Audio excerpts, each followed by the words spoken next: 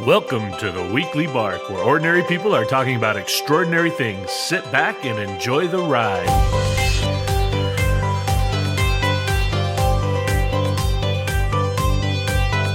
The Weekly Bark.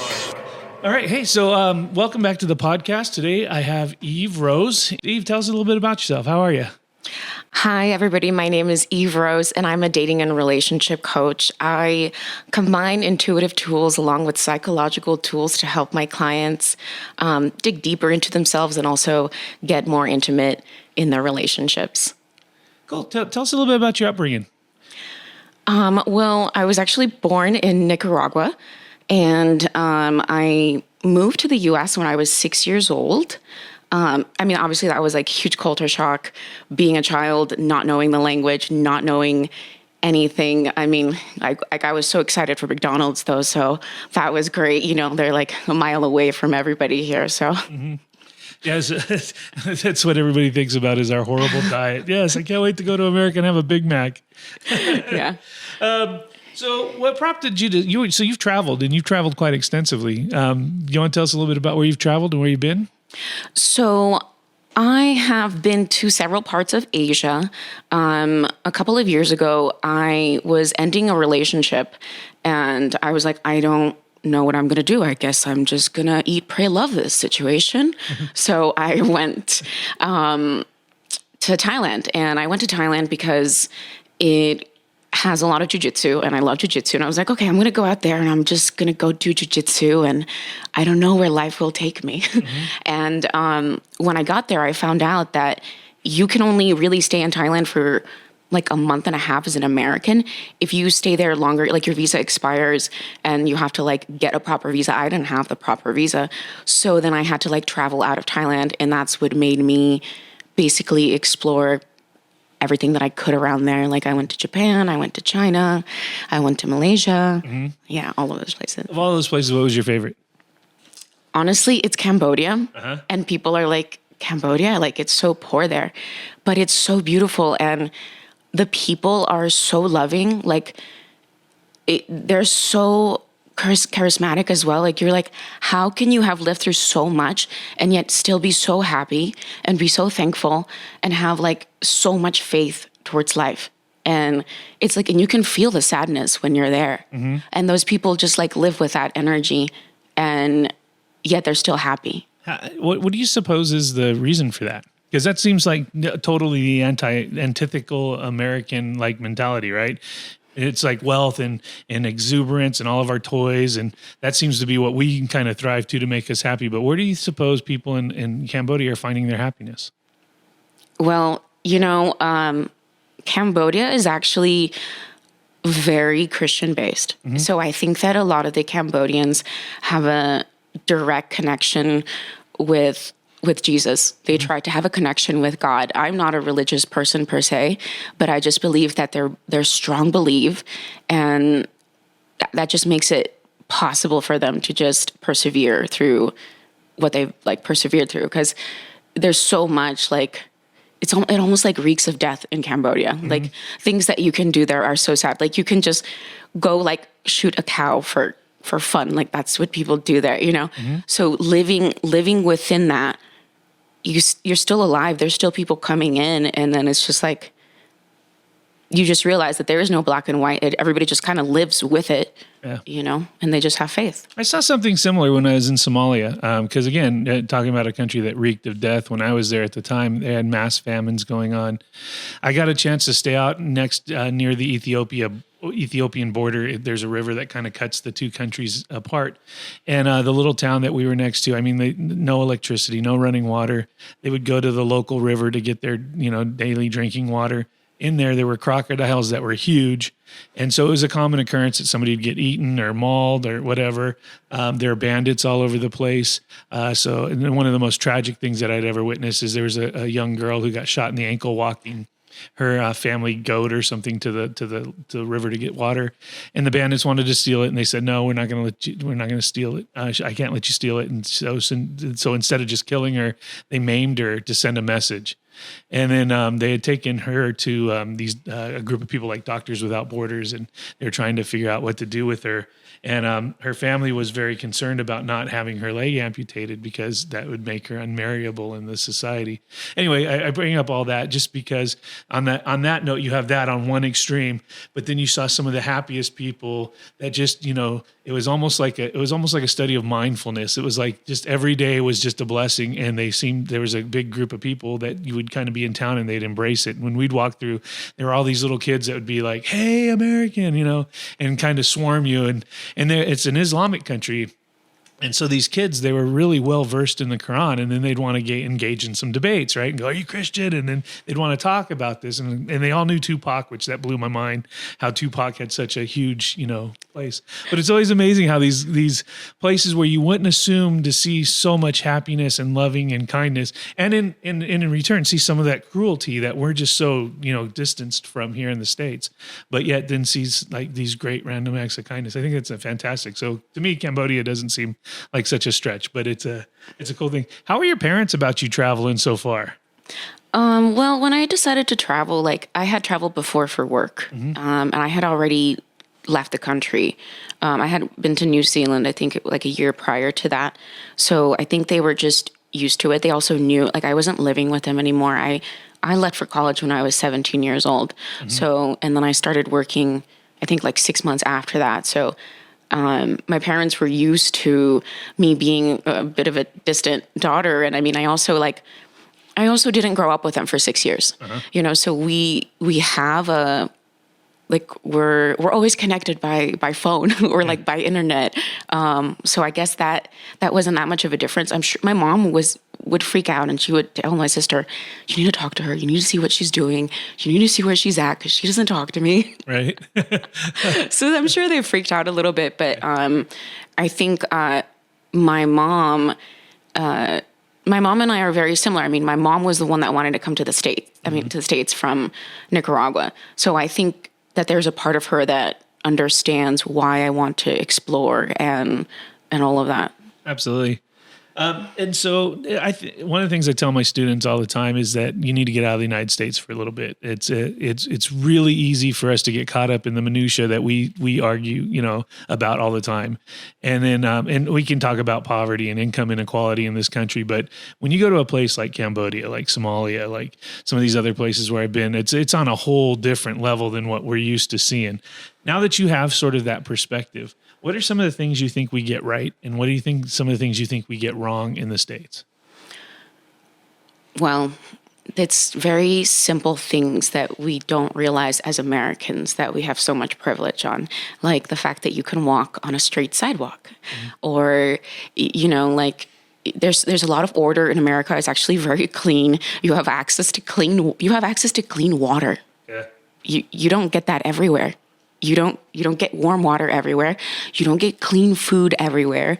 There are other countries that have cleaner food, like New Zealand. I could seriously go eat out of a liquor store, and it was I had a schnitzel from a liquor store, and it was the best schnitzel ever. And I was like, if I would have had this in America, I would have gotten food poisoning. Right. Well, we make fun of the gas station sushi, right? That's the joke, right? Yeah. So America is awesome in a lot of ways. There's a lot of structure, and you can see it. There's space. There's opportunities. I can easily tell you that women have more freedom here than they do in other places. Our government is actually doing a really good job, just trying to make the society work. And that's why people know about America the way that they do. Now, I do see that other countries, like in Thailand, it's called the land of it's the smiling city. Mm-hmm. And those people really did smile. Yeah. Those people really did complain less than Americans because they're used to getting less. Mm-hmm. So instead of constantly wanting everything to be changed for them, they just kind of accepted things. Yeah. And that doesn't mean that, and sometimes they're actually even a bit more, I don't know if the correct term is liberal, but sometimes these countries are more liberal. For example, there were a lot of transgenders working in Thailand all over the place, mm-hmm. in grocery stores. really, like, if you saw that you don't see that in America. I don't really like see it openly. Like, maybe I haven't seen that many, but it was just everywhere in Thailand. It was just everywhere. And so it was nice to see that acceptance. And it was nice to see that society made a decision for that. Society said, okay. Yeah, you're free to be you. You're free to be you. We don't have to create this crazy rule for this. It's like, we just understand. So that was also interesting to see. On that note, well, I had a thought and it's going away. I'm getting old. Okay, let me know when it comes back. Yeah, right. When it comes back, we'll revisit that.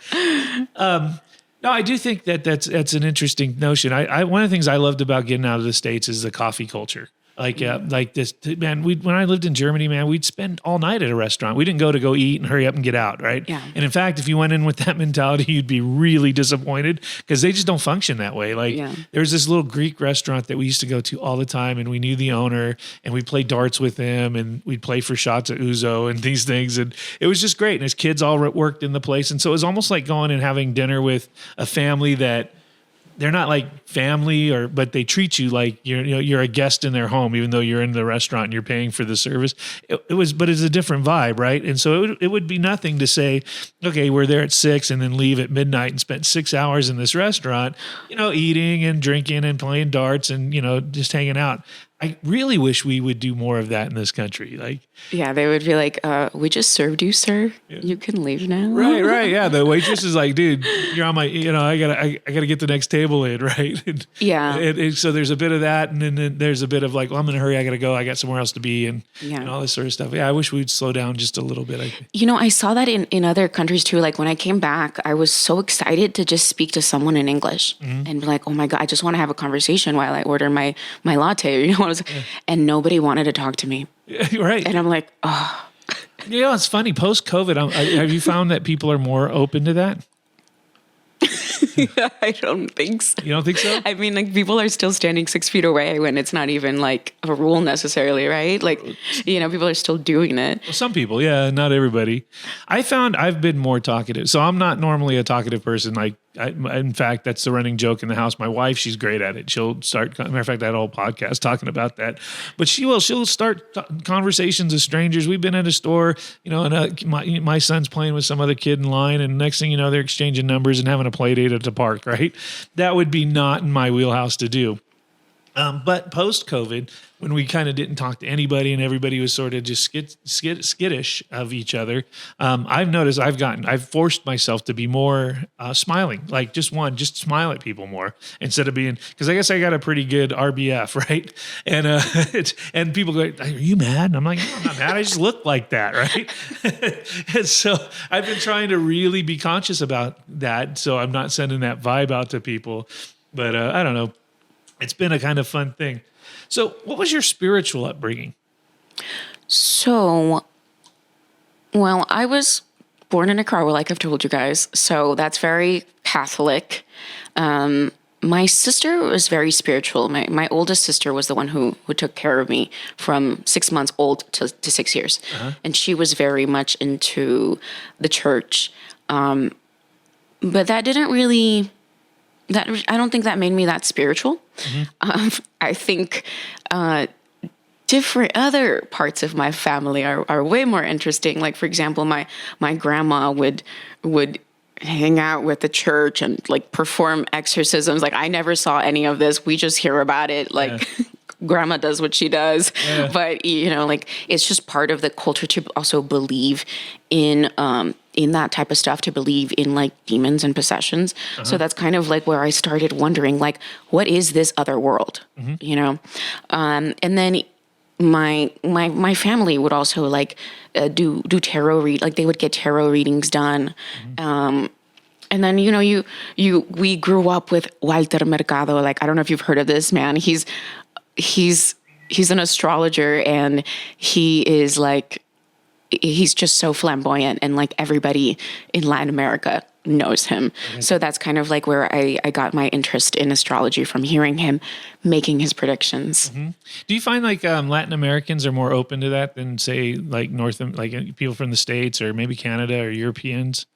I think so, because I believe like the Europeans and even Americans try to be more Pentecostal. They try to be more Christian rather than the Catholics. And then the Catholics, it's a religion that believes in so many gods, right? So I think that just kind of opens it up to say there are more gods that you could continue to discover, or entities, and I mean, it also, I think, has to do with the region. There is a lot of hoodoo in, I'm not sure how much, there is a lot of hoodoo like in the coast for sure. We know about that. And hoodoo is just a practice of magic with whatever you have around you. So it's not about poking a little thing with things so somebody else can feel it. No, it's just about using what's around you. That's why they would use like chicken and bones, because that's all that they had. Sure. They didn't have the privilege of buying a candle, so they couldn't do that. So I think that's also where like the interest came up for all the spiritual stuff. Well, let me ask you a question about that, because you bring up a good point. How would you define magic? What is magic to you? Magic is that space between your thought and reality, and that a creation happening. Okay. It's that space. It's that moment. And sometimes it's a magic trick, right? Like there's that space where like, oh, I don't know what happened in between that moment. Something happened that I didn't see. That's magic that somebody just created. Right. The bigger scale is there's more to life than just you and I, and we're constantly being influenced by other people, and you have a thought, you desire something, and then all of a sudden it just like appears in your life. That space in between actual creation and thought, I think that's the magic. Okay. Fair enough. Yeah, and I haven't worked this totally out in my head, but I kind of define it as it's science undiscovered yet. I don't think of it as like hokey or like hocus pocus or like a magic trick. I think and I think a lot of times people think of it in terms of like a magic trick. But 100 years ago, this recording and all the video equipment in this room would have seemed really bizarre. In fact, there's an old story about Faust, where this guy who sells his soul to the devil, right? But one of the things that he could do is he could project on the walls like these elaborate battle scenes. So if you wanted to see what it looked like when Alexander the Great conquered wherever, he could project this on a wall. And that was the magic he was working at the time that he'd got by selling his soul to the devil, which sounds to me like you got a projector in a computer, right? Yeah. And a pretty good, bit, or maybe even a window, in a way to kind of look back into some of these things. But that would have been very magical at the time. Mark Twain wrote a book called A Connecticut Yankee in King Arthur's Court. And he was basically saying if you took somebody from the 1800s and put them back in King Arthur's court, which would have been about the year 500. Just simple things that they would have had on their person would have been magic tricks. And one of them was like a magnifying glass on how you could make fire with a magnifying glass. That would have blew people's minds, in the year 500, at least Twain thought, right? And so to me, that's kind of always been that. It makes it so it seems like it's not hokey. It's something that it's just, there's a reason for it that it works. We just may not understand fully why it functions in that way. And like the positive attitude, like I was just reading about a book the other day. It talked about meditation and how it can actually, the more you meditate, then it can actually create brain regeneration. And they're not sure why, but that's pretty magical, right? Like if you can meditate your way out of like, or to stave off like Alzheimer's or dementia and things like that. And they're showing that there's research on that, and that people actually get smarter when they meditate longer, even though they're not actually studying anything, but they're all of a sudden the neurons or the byways in the brain are starting to connect in different ways and fire. That's pretty magical. Yeah. But it's very scientific, and I'm sure we'll have an answer for it at some point in time. And that's kind of how I've wrapped my brain around. Is that fair to say about magic, or is it more of the... I think that's 100% on point. I think it's stuff that we just can't explain, but that doesn't mean that it's not real. Mm-hmm. And it's like, that's also what makes it so fantastic, that we just can't explain it. And that's like, oh, okay, cool. Right. Can you define what is astrology? So astrology is the study of the stars, the study of the planets, and how it is affecting us here on Earth. So, for example, everybody knows their sun sign. Everybody knows that, if you are born at the end of November, you are a Sagittarius. If you're born in the beginning, you're a Scorpio. That's your sun sign. So, but wait a second, we've all been to elementary school. We all know, Sun, Mercury, Venus, Earth, Mars. So what about the rest of those planets? What happens there? So there's a sign for those planets as well. And it's all combined together. Astrology is a reflection of us, for example. So the sun, for example, represents your ego. Venus represents what you love, what you find pleasure in. The moon represents your emotions. And it's like when you look at a chart, you can tell so much about a person.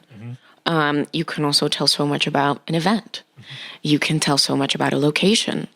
Earlier, like I spoke to you about Cambodia. I said that it reeked of death. Some astrologers have said that Cambodia is very scorpionic, which Scorpios rule by death. So that's also a thing, and it's also just a label of your energy as well. That's all that it is. Another thing that is also interesting about astrology is that, like, when we discovered the planets, as we discovered, like when we discovered Uranus and stuff, when we discovered it, we had a big period of innovation of like where we were doing a lot of like internet things. As astrologers, we correlate Uranus as an innovative planet. We correlate it to internet things. We correlate it to unexpected things. So it's not, again, this weird, crazy, magical thing, but it's rather we're just observing a pattern, and we're observing that is just a reflection of us.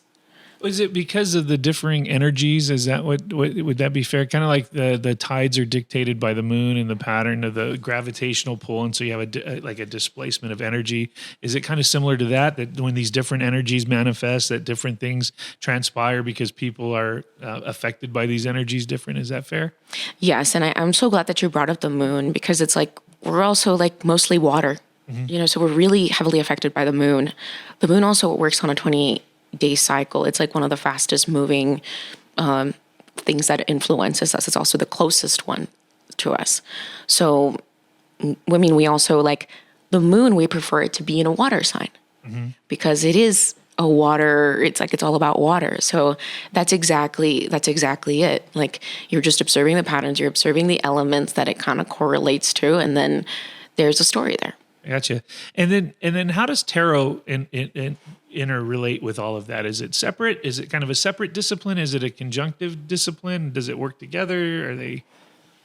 So tarot is the cool thing about both of these things, that they're both systems. They both tell you a bigger story. They both tell you a story that has to do with humanity, and it also a story that has to do with a character development. So tarot, the difference between tarot and astrology is that tarot is more of a vibrational check of what's going on in the person's mind, what's also going on around them, because that'll affect your mind. But mostly, I would say it's a vibe check of what's going on in your mind, because you're constantly manifesting with what you're thinking about. So when the person comes in and they do that's why your reading can change too. And people are like, well, why did it change? Because your mind changed. Sure. Because as you're going through life, or as you're moving up, hopefully, you're walking up the steps of life, you notice that you have a different perspective as you're on the next step. So this is the same way that tarot works. I'm just reading the person's vibration. Now, the interesting thing about tarot, though, is that, like, there have been times where I do a tarot reading for someone. Maybe it's an acquaintance that I don't even know, and I'll say something like, there is trouble at work, and it's like a creative, like I'll say this and this and that, and I'm like, I don't know why this came up, but it did. And then they'll be like, yeah, this and this and that is happening. And I'm like, so that's the interesting thing. That's the magic. Right. That's the thing that I can't explain to you. How is it that I shuffle some cards and it creates a clearer story of what that other person's subconscious is also doing, and yeah, that's what it does, you know. Critics of tarot would say, well, mainly what you're doing is you're just kind of taking information somebody's already kind of offered up and then kind of expanding on that story. What do you say to that? And this is why I mentioned to you that it's very interesting when you pull up a card, when you constantly pull up a card that means something, and you're like, why is that there? And also, your conscious mind won't read it. So yes, you do have a conscious conversation from the reader and from the person who's getting a reading. So there is all of that. Right. But the cool part about tarot, and this is what's really cool, is that you're also picking up on their subconscious. Yeah. And it's like, that's the thing with the subconscious. You can't pinpoint it exactly. And that's what makes a better tarot reader from a different tarot reader. They'll be able to pull things from your subconscious. So it's like, that's why you need to be open to have a good dialogue with that reader, and you need to find a reader that is good for you. Sure. So some people will come in and they don't want to tell me what the situation is, and it's like, okay, but if you don't want to explore what's going on subconsciously with you, if you're not ready to explore with me, then we're not going to get anywhere. Sure. So first we have to explore consciously. Subconsciously, things will come up in the tarot. There are things that you will assign to your tarot cards as a reader. So for example, if I see a sunflower, to me that means a fire sign, to me that means Leo. So I have that direct connection with my tarot cards that if I see a sunflower, that's what that means. And you better communicate that to me because I'm the reader. And the thing is that these cards work for me. That's what I bought them for. That's the energy that I placed into them. That's the magic, because I'm saying that they work for me. I'm saying that, I'm saying that an inanimate object works for me. That's the magic. But I can tell you from all the readings that I've done, like when I did readings in Thailand, and I was doing readings for a lot of different girls who were models or who were actresses, and they were wondering like how far they would get in their career. And I kept on getting the star. And it's like, I would get it for certain people. I would get it for the girls that would get hired the most. Right. I didn't get it for everybody else. That's interesting. Yeah. So that's when because I was extremely skeptical. All I did was just learn what the cards meant, or I kind of understood the system. I kind of understood that fire means action, earth means, stability. I learned those general things. And then later on, as I continued to meditate, as I continued to just get deeper into my subconscious, the cards worked with my subconscious. Sure. I think a lot of times we've kind of displayed these things have been around a long time. This is not a new art by any stage of the means or any stretch of means. But over time, they fall in and out of favor every now and again. If you get a religiously dominated society and they're like, oh my gosh, that's evil or something, then they'll go underground for a long time. But what I always it seems to me, and one of the things is like, because I grew up Roman Catholic and I eventually left Roman Catholicism, but not for the reasons that a lot of people do. And in fact, I have a different story than most people. I had a great time. I met great priests. I had great nuns. I had some philosophical differences that later led me away. But one of the things I've always enjoyed about the church, and that it catches a lot of flack for, is this idea of confession. And where you have to go in and tell this stranger, this priest, all of your sins, and then he can absolve you of those sins. And we get a lot of flack, or Catholics get a lot of flack from Protestants about that, because they're like, well, you don't need that that intermediary between you and God. You can go straight to God with your sins. And I fully get that. I understand that theologically. But practically, man, we need people. And there's something about confessing your sins to another person, or talking your way through a problem with somebody else. And then, whether it's cards that are the way that, that dictate the way the conversation can go, or whether it's just picking up because you're naturally empathetic to that person and you're in tune to that, or however the means, or whether you're a psychologist because I've gone to therapy with an actual clinical psychologist, and it failed miserably because I didn't connect with that person in a way that I felt comfortable talking to them, nor did I feel like the advice they were giving me was good advice. And so, even in that way, so that didn't work out for me in those things, and I've heard a lot of people talk about that. And I think that's one of the things that whether you're reading tarot or you're using astrology or these things, it's a way of exploring to get to the crux of something that's going on subconsciously in our brain. And a lot of times it's hard. We'll sense it and we'll feel it, but we have no vocabulary to explain it. And with that said, you said you picked your cards you bought because there's as many different forms of tarot cards out there as there can be, and regular decks of card, right, is just formed off old tarot cards. Do you find that one's more potent, or is that sort of a personal choice based on the practitioner? Well, I have a regular set, the Rider-Waite tarot card set, and I like it. It's just traditional. It's good to use that. I think it's always good to use traditional systems. They're usually easier to work with. But then I also have another tarot deck, and that one to me is just the colors and the pictures in that deck speak differently to me. And it's that connection that you make with the cards, even consciously, that helps you when you're doing the subconscious digging. What is that connection to the cards? Because I feel the same way. Like when I look at I'm attuned to a lot of different symbols anyway. And I remember when I was in the military, I went to the bookstore and they had a Masonic Bible. And I remember flipping through, and Masonry has a slew of different symbols. But I remember seeing the symbols and being sort of drawn to those symbols. When the Led Zeppelin 4 came out, they used the Hermit from the Rider-Waite deck on that album. And I remember going, oh, that's a cool picture. And there was something magnetic about those pictures. What do you find with that? Well, like I said to you before, like if I see a sunflower, it means a fire sign. There's a reason for that, because we do associate, for example, like Leos. We associate Leo is a fire sign that's ruled by the sun, and we also associate like the sun with sunflowers because they follow the sun. So that's why I said I would associate that with Leo. So the more meaning you find to life and the more meaning you assign to those cards, the stronger the connection becomes. Now, there are things that already mean things to you as a human. So, like, for example, when you eat in a room that is painted red, you're going to eat more. Interesting. That's it. Like, that's like a psychological thing. Like, you'll just eat more and that's why a lot of restaurants will have red. So, there are just things that are naturally in us. Yeah. There are things that are naturally in those cards. So you just kind of go with what's natural. And then there are conscious things that you're going to assign to those cards as well. Because, for example, in astrology, the number 8 normally, like the number 8 is associated with the Scorpio house. But I think in numerology, it's more like associated with Capricorn.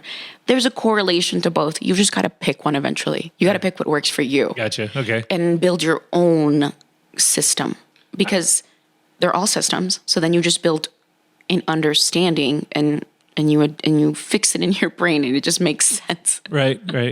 But I guess there's some flexibility then within the structure. So the symbol doesn't always mean the symbol 100% of the time. It could have variations, or is there a wrong answer? I guess, can you get a wrong answer? Can you misinterpret a card totally? You can. I think you can misinterpret a card, but you can also clarify. Okay. And it's and you can, again, it's your connection, it's your dialogue, and you're just choosing to have a dialogue with those pictures. So you get to choose what, and you also have to have confidence. You really do, because if not, you'll just second guess. And you also have to remember that energy changes all the time. Sure. If there is a lack of clearance in your cards, there's probably a lack of clarity within the person you're trying to read. They might be split. There might be different things. Sometimes what happens too is that they'll deny it. They'll say, no, that's not true. This is not going to happen. And then it happens. Sure. Sometimes what happens is that person is not aware about that, because you've digged so deep into their subconscious that's not even like, they're not even close to being aware that this is an issue. So sometimes you'll dig into that as well, and people will be like, well, that was a wrong reading. And it's like, I just don't think you're aware. Right. Okay. Fair enough. Yeah. So there's that. Yeah. Do you believe in reincarnation, or do you think we're one and done? This is a tough question, and I try not to think about it because it makes me freak out a little bit. Okay. Well, you don't have to answer. I just was bringing it up because I was reading a book.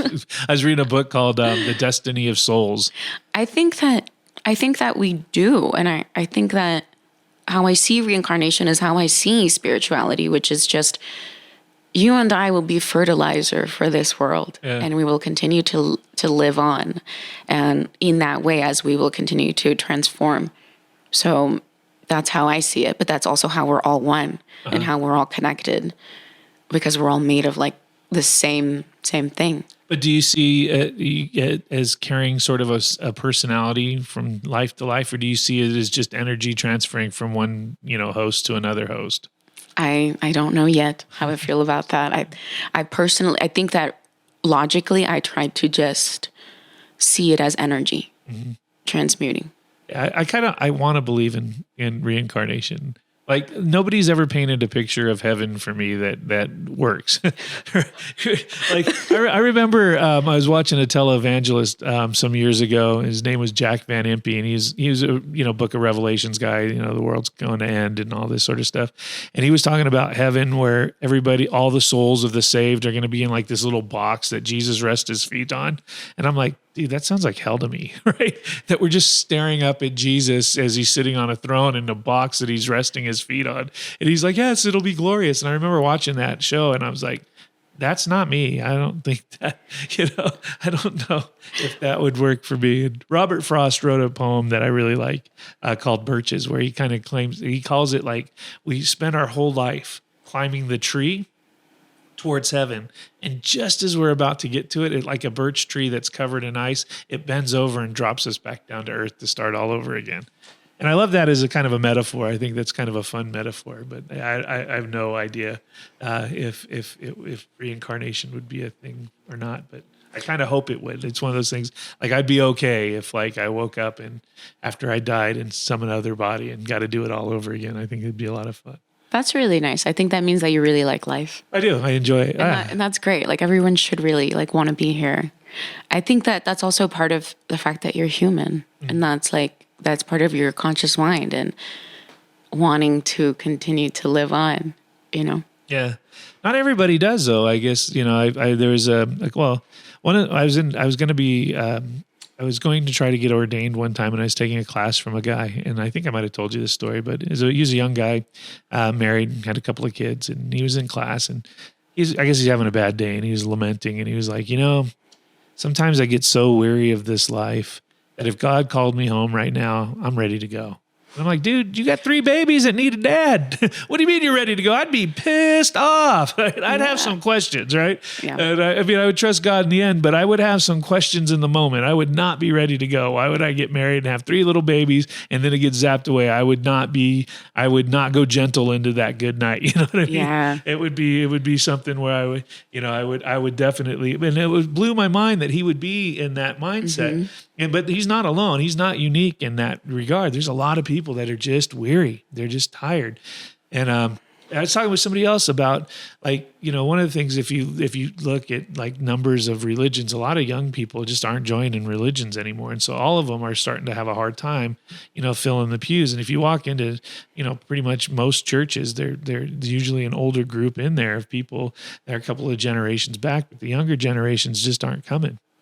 But they're looking because they're finding, gosh, you look at some of these other, things like Marvel movies and, pop culture things or politics where people are vesting, interest in these sort of, with that same sort of zealousness, and evangelicalness and these sort of idea, whether it's politics or pop culture or these things. So there's this spiritual need, but it seems like so many people are searching for an outlet for that. Where do you draw your inspiration from? Before I answer that, I kind of want to go back to what you just pointed out, because I think that as we're moving away from being collectively, because what we want to do is we want to feel so close to each other. And I think we're moving away from feeling that in religion, and we're trying to create that in the meta. And we're trying to get so connected there. And it doesn't really work, actually, because part of being connected is like natural human, things that happen when you're next to humans, like oxytocin and all of that. You can't get that when you're connected and plugged in. In fact, like the blue screens will kind of like tear you apart. Like men have been shown to like have less testosterone when they're looking at, too much blue screens and stuff like that. So I think that we're just trying to find God and all of that. There's a big connection. There's a big connection that we get from that. And I think people are trying to find that through these alternate universes. They're also trying to like live on and preserve, and they're not understanding that it's not about that. It's cool because we're going to have the collective mind is going to like live forever. Right. And that's awesome. But we have to separate that from collectively just feeling love. What do you mean by the collective mind? What's that mean to you?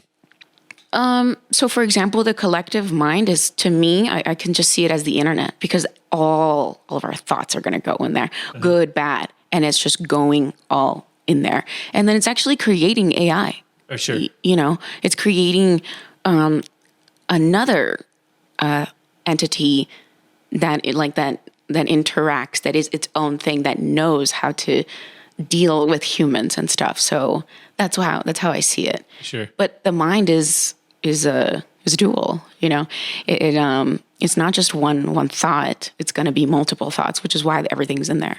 Right. No, and now young people, when you're in a school that's all Google and they're all getting Chromebooks from kindergarten up, every assignment that they've ever done from the moment they've entered school till the moment they leave and then through their adult life is going to be on some sort of Google platform, right? Mm-hmm. And that's a crap ton of information that one company is gleaning and whatever they're going to be able to do. But they're going to know you better than you know yourself. They know all your search histories. They know all your clicks. They know all of your interests. They know what you're writing in your papers. They know what your arguments are. If you read a book, if you didn't read a book, when you cut and pasted something, when you actually studied on something, they'll know all of that info about you. And in a real sense, it's like, like when I was a kid, they were like, when you die, you're going to stand before God and your whole life is going to play back for you and you're going to be judged on that, right? And I used to think that was kind of hokey. Like, why would you live a life and then have to go watch it all over again? But realistically, here I am recording a podcast, and it's going to be video. It's going to be out there in the ether for however long for whoever to see, right? And here we are in a sense, when you take young people who grew up on this stuff, their whole lives are going to be out there. Mm-hmm. And they'll be able to, and I wonder what that does to your psyche, because it's already weird for me to go back and look at videos from 10 years ago, right? And see how much I've changed over that time. But what happens to somebody when they look at themselves from their teens or their early 20s and now they're 50 or 55, and does that create an identity crisis? Do they keep moving forward? Do they keep finding new things to strive for? Or do they look back and go, oh, that was when I peaked and that was my glory day. And now the rest of my life is sort of meaningless. And then they get into this weird state of nihilism, right? Yeah. Where like, there's no point anymore. That part freaks me out. Like the idea that I was reading an article, there was this guy and he's basically said, after I hit 65, I'm going to refuse all medical care. I'm just going to let nature take its course. So if I get cancer, no treatment, I'm just going to die. I was like, damn, 65, man, you still got a lot of life left. Yeah. That seems like a pretty quick place to check out, and just to let nature take its course. And he was kind of opting, well, I'm doing society a favor. It'll be one less mouth to feed and one less person, sucking up resources. That's not a productive member of society. And I was like, dude, that is so brave new world, right? You live your life, you work, and then once you hit retirement, man, off to the recycling plant and fertilizer you become, right? And it's like, I don't want to live in that world. That world scares me. But to see people kind of consciously thinking about that, it blows my mind. How did you go from all of this into the relationship coach? Speaking of relationships, guys, we're kind of going. Yeah. Well, as I was trying to just explore myself more through my Eat, Pray, Love journey, I was doing all these tarot readings. And I was building my friendships, and I didn't really have that group of friends before, like that many friends that were girls. Mm-hmm. And I started to just observe the girls around me, and they were all beautiful models of all different size, shapes, all beautiful. And they all had the same concern: relationships. And I'm like, okay. So even I had a friend actually who was polyamorous. And what did she have? A very steady relationship. Yes, they were both open, but number one thing is her steady relationship at home. So I just realized that no matter who you were, when you're missing that stability at home, when you're missing a stable relationship, it's really tough to really get better. And I've read this in other books as well, that once you create that foundation, that's when you can really start exploring yourself, really start exploring your creativity. So then it made me, and I also realized that I was so passionate about relationships, and I get so angry about things that have to do with relationships. So then I was like, okay, this is what I have to do, because this is what I really, if I like, because I had already done like acting and I had like achieved some of those goals, and I was tired of it. I was like, this doesn't fulfill me. It's like, it doesn't make me. Why is that? Because, by the way, that seems like the dream of so many young people, is to be famous or to be on stage, or, you were modeling, to be the model, and to do, these sort of things. That seems like the goal. What is it that disillusions you from that? Well, it's just kind of like, at the end of the day, it's great. It's awesome when you're on set and you got an awesome role and everyone's looking at you. You feel so great. And at the end of the day, you're going to finish, and then it's going to be done. And then someone else might just get that part. Yeah. And then it's the continuous cycle. So then you start remembering that at the end of the day, you're going to go home. And that's what you've really got. And it's like, and throughout the day, things will shift and change, and you never know how bad it's going to get. But hopefully you have a partner that can kind of like be there for you, that reminds you that it's okay.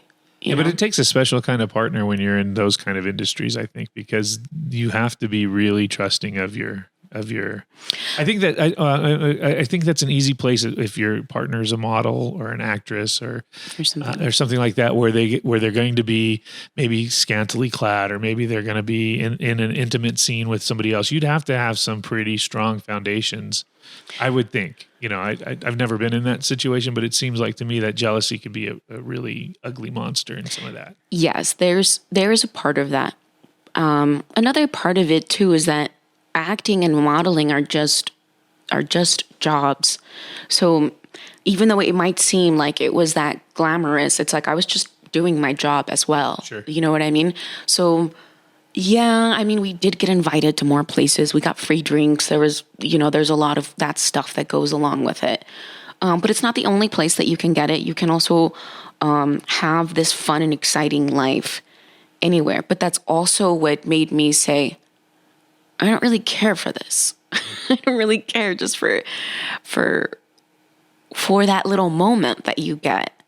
Because at the same time, it was like I was sitting around when you're on set, you sit around for like 9 hours, and then you are maybe recorded for like 10, 15 minutes. And I was like, really?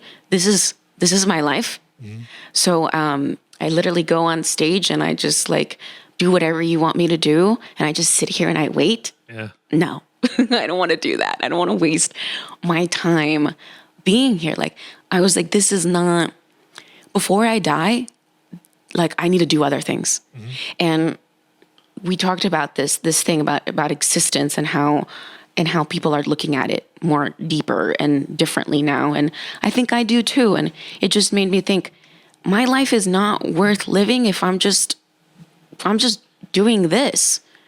My life is actually worth living if I have a family that actually matters, that makes me feel good, because I have to deal with myself every day. I have to deal with my feelings every day. Everybody does. Right. So it was just a realization of what mattered the most. And like looking at everybody that was part of a lot of these circles, a lot of them were lost. Right. A lot of them were just a lot of them were just escaping their old lives, They really were. A lot of people were like, they were from Russia and they preferred to live in Thailand where there was a better life. So, it just made me realize, like, you don't have to do that. You actually don't have to go and sit on set for 9 hours. You can create a whole different life. You can create whatever life you want. You just have to really think about what matters. What's the ideal life for you then? I mean, if you could draft it, what's the picture? I think I want a pretty decent, normal life. I'm living a normal life, like just family. I want to work from home forever because I love it. I think I'm so comfortable working from home. I love that. And then helping people, and then keeping my family, good. I don't want to like drop that ball because that's so important. It's like if you have any responsibility in life as a human, it's probably just to at least make sure that your offspring is okay. Right. So make sure that my family is okay. And when I say family, I also include my partner there too, because my child will need her dad, So I say that, like maintaining that, because relationships require work. People like to pretend like it's just thing, but no, you have to constantly work at it. So especially once children come into the picture. I was just having this conversation with my oldest daughter because she's due in June, and with my first grandbaby, and we were talking about that. And she's the way their house is set up. She wants to put a bassinet in the bedroom, and I was like, I get that. I totally understand the need to want to have your baby real close by, but you have to keep your bedroom as sacrosanct. That's got to be for you and your husband. I mean, that's got to be the primary place for that. And, yes. and a lot of people disagree with this, and they're like, and I was guilty. But when you bring a baby into your bed, it's nice. I'm going to tell you right now, as a parent, there is no better feeling than having your newborn curled up in the crux of your arm, sleeping gently on your chest. There is no better feeling than that. That's great. I mean, it's wonderful. And the baby's safe and you're there, but I'm going to tell you right now, that's really bad news when it comes to maintaining your marriage, right? Or your relationship with your significant other. And so many people I've seen have allowed the children to take precedent over that. And it's all good reasons. It's noble intentions, right? I want my kid to be well taken care of. We're focusing on the baby right now. We're going to do that. I've even heard that we were talking about that last night, Rochelle and I. She said that she follows some people that the wife actually sleeps in another room with the baby and the husband sleeps in another room so he can get a good night's sleep and wake up and go to work in the morning and all that sort of stuff. And I'm like, yeah, just follow, and I don't wish this on them, but follow that couple, and I bet you they're not together in 5 years, and a lot of people don't understand that. But it's literally the road to hell is paved with good intentions, right. And we tend to let babies, come in, but it's a beautiful thing. There's no finer thing than cuddling up with your newborn and doing that. I tell people, we think we know what love is. We define it. We have that high school love where it's like, yes, we're in love and nobody's ever, it's Shakespeare, right? We love, or Edgar Allan Poe. We loved with a love that was more than love, right? What the hell does that mean, right? But that's like that innocent, new, young love, and then love matures, and you get married and you have love for your spouse. But man, there's a weird, different kind of love, man, when you have a baby you made and you're holding that. Other languages have different versions or words for love. In English, we only get the same one. So when I say I love chocolate and I love my wife, I mean, it's the same word, but totally different meanings. And it kind of falters on that. But anyway, I think having the baby, raising your kids is the most. You said it right too. Kids didn't ask to be brought into this world, man. We brought them into it, so it is 100% our obligation to make sure that they have a good upbringing, and that they have all the tools they need to go off and be the productive adults, and so they can take care of themselves. And that means spiritual foundations. That means educational foundations. That means sustenance and all that sort of stuff. I think that sometimes people fail to recognize that one of the main things that you need to teach your children is proper family dynamics. A family actually begins with two marriage partners, just like husband and wife. That's when a family actually begins. It doesn't begin when you have a baby. So think about that. Now, when you look at the hierarchies, people are very interesting when it comes to the hierarchies of the home. It should actually be self. Number one is you. Number two is your partner. Number three is your children. Number four could be your family, like mom, dad, or it's interchangeable with career. You can't really change 1, 2, and 3. It has to be in that order. When you change that, when you make your child number 2, the relationship will end. And then that child will not have those two parents together. Right. So sometimes people really fail to realize how important mom and dad are. Another thing that I'd like for people to think and look at is mom and dad are king and queen. Does anyone else sleep in the king and queen's bedroom?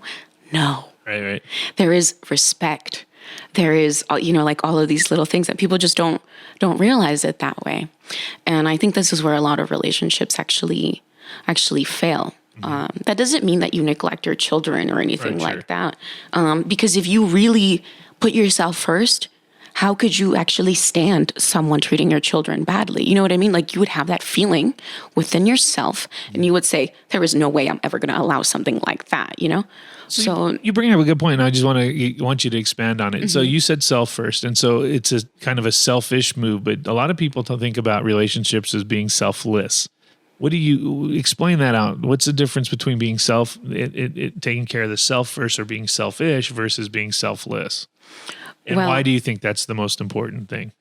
Well, you cannot pour from an empty cup. I'm sure you guys all have heard this.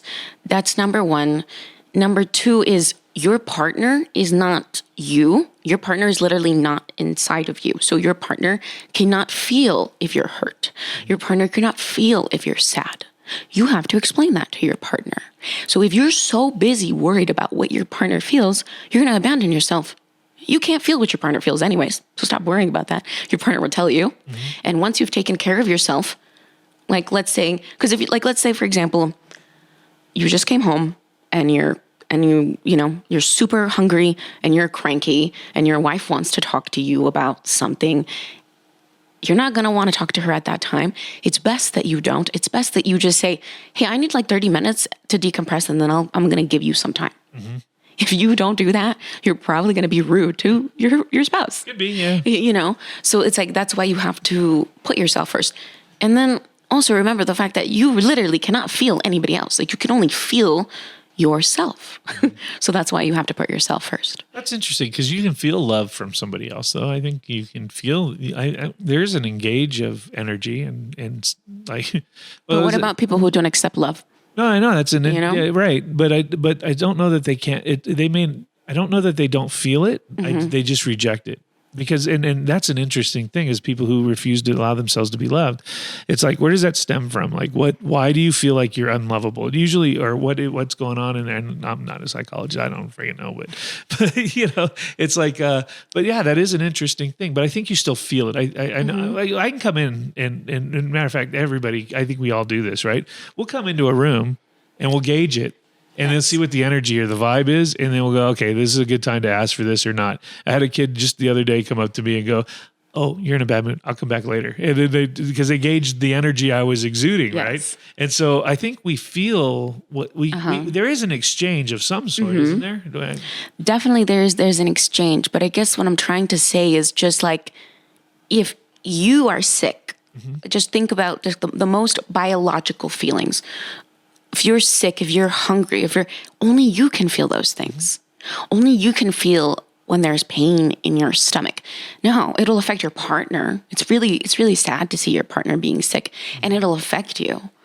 But, that's why you have to take care of yourself first, because your partner cannot answer these basic biological things that you need to answer to, like hunger, like going to the restroom, like showering. Like you have to do that. And that's what I mean by that. Yeah. Now that goes deeper into you have to know what your dreams are. You can't put your partner's dreams ahead of yours. You have to know what you want. The more you know this, the better you can pick a partner. And if you just follow somebody else and you don't do what you really want to do, it's a problem. Yeah. Your relationship won't work. You'll be miserable, and then your partner will be affected. What happens when you get into a relationship and then your dreams start to change and you both have kind of big aspirations for yourself? How do you reconcile that? Well, you are changing every single day, right? And the truth, though, is that what you might say that you want may not actually be what you want. It could just be your ego. It could just be that somebody told you that that's what you should want. Sure. And everybody goes through this. Everybody goes through everybody telling you what you should or should not want. Those are judgments. Should is a shoulda, coulda. Those are all judgment words. Those are just ideas of what other people believe you should do. As you get older, you start discovering yourself. You start becoming more of yourself, and you start letting go of the ego, the need for attention, and then you start realizing what you really, really want and your dreams and goals. Oh no, that's huge. I think change. Ego is a big deal. I've been reading a lot of Buddhist kind of philosophy lately, and one of the big things in one of the talks I just watched was it's not holiness, it's emptiness. It's letting go of the ego and becoming empty, and not trying to have the ego and say, look at how holy I am, right? And that the true Buddhist monk would be not self-deprecating, but I guess kind of like that. Like, don't put me on a pedestal because I'm not a pedestal kind of person. You should get to that level of enlightenment. I've just done what I've done. And so it's this idea of emptiness, not holiness. And then I've looked at some other religions where it was all about holiness and rising up ranks. And so I think I've become somewhat skeptical when you're in a religion and there's a hierarchy or a structure, and then you have to kiss the ring of the highest person on the pyramid, right? But that also, I think, works in a secular sense too, to where if your ambitions become sort of these corporate ladder, titles where it satisfies the ego and not necessarily your emotional state, then you're kind of going to be frustrated because it's always okay. So you'll never hit a level and ever be sort of content there because it's always going to be pushing for that next sort of ego boost. And I think that's huge in any kind of relationship, especially if you're in competing egos in a home. You probably know better than me, but I think that can be a really bad dynamic if you're both real class A, real driven. And it's going to have to kind of figure out that equilibrium in that situation, right? Yeah, that's some people are like that, and usually what happens is they need others around them to kind of facilitate that ego, because the partners can't do it together. So you'll see it like in big celebrities where they're surrounded by just helpers of all sorts of different kinds. Yeah. But it's because those people have the kind of the same energy. So it's the only way it can really work. Yeah. What in your experience, why do you suppose so many relationships fail? I think it's what we talked about today, which is the hierarchy, which is people, especially nowadays, especially for people that are just like breaking up and there's like a child involved. It usually happens after the child is here. And it usually happens because they have stopped caring about each other. They have stopped working on the relationship. They have gotten so comfortable with each other, and then they just give up. Yeah. And it's like, you have to take care of everything in life that you want to have in a nice, consistent way, including your relationship. Mm-hmm. I would say especially your relationship. It's the thing you have to deal with all day long. No, we screw that up. We spend a lot of time and energy educating ourselves on almost everything other than how to be in a relationship. I can't think of maybe it's changing now to some degree. I mean, there's a lot more books being written about the subject and all that, and people are a lot more open to that idea. But I mean, it seems like for the longest time, you go to school for, X number of years to learn a trade, and you'd go and do that trade, or you'd go to X number of years of piano lessons to master piano, or you're going to go and spend all these hours on a field learning a sport and doing that, but not how many people want to go to a couple's getaway weekend? Most people or they chagrin that, and so it's an interesting weird deal when one of the most important structures is that relationship that you build in your life, and yet it's one of the least worked on things that we usually do. Spend more time finding balancing a budget than fixing a relationship.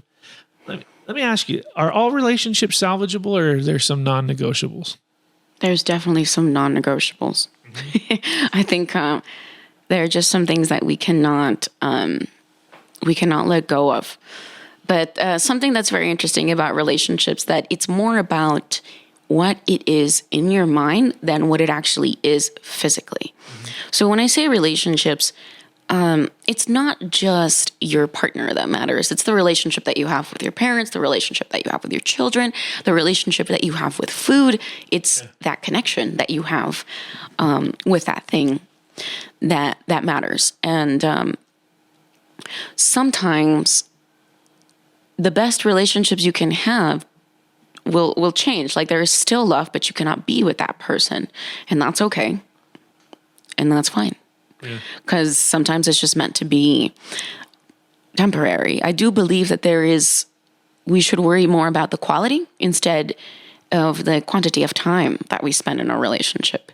I think if we did that, we'd be in a way better place, because I think people splitting up is going to be a little bit inevitable. That's okay. It's just the fact that how they break up and how it ends, I think it's really bad. Sure. Absolutely. When I was in college, we took a psychology class, and it was they basically had to watch this movie, and it was really stupid. But they showed these spider monkeys, and I guess spider monkeys are like the true monogamous animal. They once they hit sexual maturity, a male spider monkey will latch onto a female spider monkey. They'll be together. They'll raise their children, and then when one spider monkey dies, the other one will just sit there until it dies too, and then they both die. And it's like that's the one end of relationship spectrum, and then the other, and they showed this elephant seal where it's like the total non-monogamous thing, and you have this male elephant seal just basically going down the beach, impregnating every cow he could get himself onto, and their thesis was humans are somewhere in between these two worlds. Okay, I paid money for this class, but that's what it is. So I think we always kind of like love this. I know personally, I always admire the spider monkey people. My grandparents were married very early, were married till death. When my grandfather died, my grandmother, kind of just lost her will to live. And, a couple of years after that, then she eventually passed away as well. What do you think that most people lack in their relationship to maintain that sort of longevity? Is it desire, or is it just like do people just not? Because one of the premises of that class was that people just aren't meant for one spouse forever, and it's like it's for a time, and then that'll eventually. But people should are more inclined to have 2 or 3 spouses or significant relationships over the course of a lifetime. Whereas, people like my grandparents who I admired, they didn't do that. What do you see? Do you see we're kind of the 2 to 3 range, or do you see we're kind of the one and done? And then what's the thing that we should do to make sure that if we want to be spider monkeys, that we can be the spider monkeys? So number one is desire can be created. So that's something to think about. So the desire can be created. It's just normally what happens in the beginning, it's just so new, it's just so exciting that it's just so easy to get into it. What happens later on is we realize that you can no longer just have sex with your partner. It's no longer interesting to just have sex with that body. So you have to dig deeper, and you have to get intimate. And people don't necessarily want to do that, because when you're intimate, you're bare, you're naked, not just physically, but your whole mind, your whole psyche. And that means getting deeper into your childhood traumas and things. That's what intimacy is. And people don't want to do that. So if you want to actually have, if you want to keep a good marriage, there is no exact formula except for being friends, actually, with your partner, and always trying to be your partner's friend. That's the number one thing. They've actually done research in regards to this, that when you're friends because then you're not worried about, you need to do this for me or that. You're just worried like, I really care about you and I just want you to be happy. And that's how you really maintain a relationship, even after you break up. Yeah. Right? Because then you're just like, I really want you to be happy. And it doesn't matter. And in reality, if somebody really wants you to be happy and you're okay within yourself as well, you're most likely going to stay with them. Yeah. Why would you need to go elsewhere? You're going to try to figure out what your partner likes to do. You're going to try to, meet them halfway. You're also going to realize that that person is your friend. So that person cares about you as well. So you're going to tell them, and then they're going to reciprocate. Mm-hmm. So as long as you keep on trying and you're just friends with that person, you can really do it. A lot of times we do that backwards, don't we? We do relationships in reverse. We go, oh man, that girl's hot. I think I want to ask her out. And then we see if there's a friendship there. But it's usually predicated on a desire, right? Whereas if you just, and I tell young people this all the time, I told my own kids this, I don't think you should date in high school. I think you should have as many friends as you can get your hands on, hang out with the widest swath of people, and then figure out what you like in a human being and what you don't like, what traits are cute and what ones are really annoying, and all that sort. And it's easier to do that before you have sort of that romantic interest, because a lot of times I've seen where somebody will have a trait that's annoying. But because it's so kind of new and lusty and all this sort of thing, and you have all these emotions going on, you kind of ignore that trait for a minute. But it's still there, but you're like, I really wish they'd change that. Well, they'll eventually change it. They'll realize that bothers me a lot. And they'll eventually, realize it's bothering me a lot. And then they'll want to do the right thing and change that annoying trait. And that never, ever, ever, ever works out, right? And then that annoying trait that was kind of cute in the beginning of the relationship, all of a sudden it's something that you want to take a baseball bat to them later on, because it's now become super annoying. Yeah. And we weren't honest with ourselves up front to say, that's something that, that I can't deal with, up front. But I think it's because we do relationships backwards. Had we gone friendship wise first, then we go, no, that person kind of annoys me. I don't like the way they laugh at jokes or something before we got emotionally invested in them, right? Yeah. And then it would stave off some of those things that might be non-negotiables for people later on in a relationship. What can your clients expect from you? What do you do for clients? So what I do for clients is I try to get them to, the number one thing is self-love. Mm-hmm. And once you can do that, once you can do the self-love, then you can attract the right partner. Then you can actually keep the right partner. Then you can actually fix your relationship. Mm-hmm. So that's the number one thing I try to instill in them. A good foundation of like self-love, a good idea of like what their self-concept is as well. And a lot of the times it's also helping them build boundaries. Mm-hmm. So a lot of my clients have a hard time with their boundaries, establishing them. So that's something that I try to do with most of them, because most of them really need that. Absolutely. Is it a sense of like... is it like self-esteem, do you suppose? Or is it just, like childhood trauma? There's a lot, definitely building somebody's self-esteem is important. And there's also digging up like the relationship that they had with mom and dad and how that's affecting their current life, like what patterns they're repeating. A lot of the times, well, I can tell you everybody is probably repeating something that their mom and dad did. Absolutely. You're probably also repeating something that your grandparents did. And that's just how it works. And it's family patterns are so intense that it's like the more you actually hide things in family, the more they come out. Mm-hmm. So it's kind of like one example is maybe grandpa was like a huge drug addict, but we just like never talk about it in the family. Sure. Maybe it skips a generation. Then all of a sudden it comes back. And maybe we never talk about it. Mm-hmm. So we never know that grandpa was a huge like drug addict. And now we have people in the family who will continue to repeat that pattern. It happens all the time. So a big part of relationships is digging deep and seeing what the generational trauma is, what the trauma is like that happened between like mom and dad, what that relationship was like, how that shaped your ideas. So we usually have to dig very deep in that, and then we just transform. We just change it, because we can't continue with those thoughts that are not even ours. Very, very good. Yeah. How can people find you? I'm on Instagram and I am on Facebook. My Instagram name is EveRose999, and I have a Facebook page that is also EveRose999. And I'll have links to all of those in the bucket below. And so what's next for you? What's next for me? I am working on developing my dating and relationship coaching business. Mm-hmm. I'm hoping to be putting up a seminar very soon, because I want to be able to give more to the people. And yeah. Awesome. Well, I thank you for coming in and spending time talking with me. It's been great to reconnect, and I'm really excited about what you're doing, and I wish you all the best of luck and success. Alrighty. Thank you so much for having me. Anytime. We'll talk to you soon.